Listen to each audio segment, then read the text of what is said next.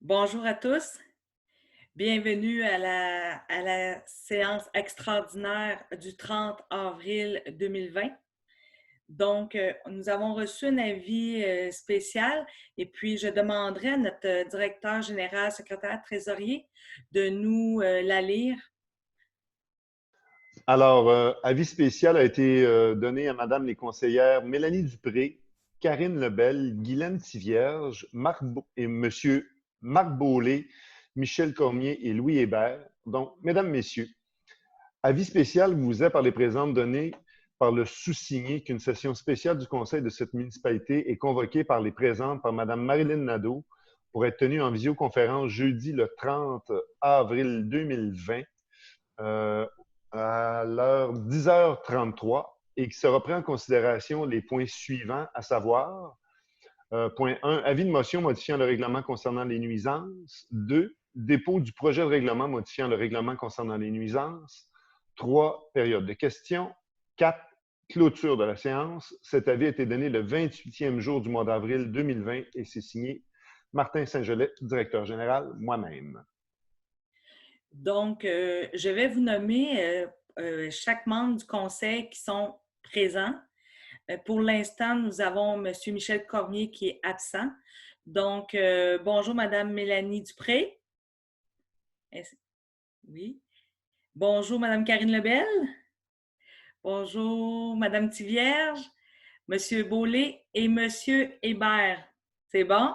Donc, Bonjour. nous avons quorum. Bonjour. Nous allons commencer avec l'avis de motion modifiant le règlement concernant les nuisances. Donc, cet avis de motion comporte qu'un règlement sera soumis au Conseil à une séance subséquente modifiant le règlement numéro 644-00 concernant les nuisances. Conformément aux dispositions de l'article 445 du Code municipal du Québec, un projet de règlement est déposé ce jour et des copies du règlement ont été mises à la disposition des conseillers et du public par le biais du site Internet de la municipalité. Donc, est-ce que j'ai un membre du conseil qui est prêt à donner l'avis de motion? Moi, Madame Mélanie Dupré, merci. Donc, on continue avec l'ordre du jour. On est rendu au dépôt du projet de règlement modifiant le règlement concernant les nuisances. Donc, pour ce point, je vais demander à à Maître Randouin pour compléter l'information au sujet du règlement concernant les nuisances. Madame Randouin? Oui, bonjour. Donc, en fait, je vais vous faire part de l'objet du projet de règlement. En fait, c'est pour modifier le règlement 644-00 qui concerne les nuisances et pour y ajouter notamment des dispositions qui concernent l'interdiction de rassemblement. L'avis de motion, il a régulièrement été donné là, par Mme Mélanie Dupré, donc au cours de la présente séance. Essentiellement, il y a des modifications. L'article 1 du projet de règlement mentionne l'ajout de certaines définitions. Donc, il y a des définitions concernant le service de police, qui est en fait la Régie intermunicipale de police Richelieu-Saint-Laurent, qui nous définit également quels sont les espaces publics.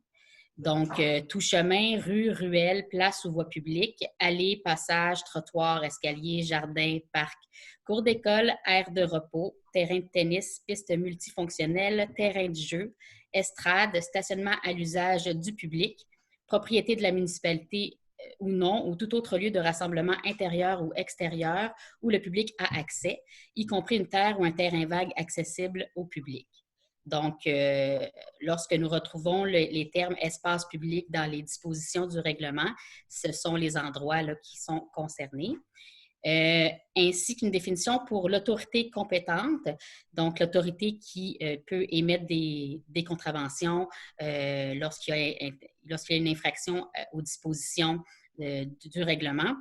Alors, ça se définit ainsi: à moins d'une mention expresse contraire, tout représentant ou agent de la paix du service de police ou l'inspecteur en bâtiment ou toute autre personne désignée par résolution du Conseil chargée d'agir dans le cadre de l'application du présent règlement. À l'article 2 du projet de règlement, on y retrouve en fait un ajout à l'article 15 du règlement actuel. Donc, le titre, c'est « Les nuisances sur la place publique ». L'article 15.1, le titre est « Rassemblements ou attroupements illégaux ». Alors, le Conseil désire y ajouter là, des dispositions concernant les interdictions d'attroupement ou de rassemblement qui se lisent comme suit. Sont interdits sur tout le territoire les attroupements ou rassemblements bruyants, tumultueux ou tapageurs qui troublent la paix et le bon ordre dans quelconque espace public ou privé. Pour les fins du présent règlement, 3 personnes ou plus constituent un attroupement. Le deuxième paragraphe, c'est la municipalité peut, lorsque nécessaire, pour des raisons de sécurité publique, tel un état d'urgence sanitaire déclaré par le gouvernement, interdire les rassemblements. Et le troisième paragraphe, le service de police est la seule autorité compétente pour faire respecter la présente disposition.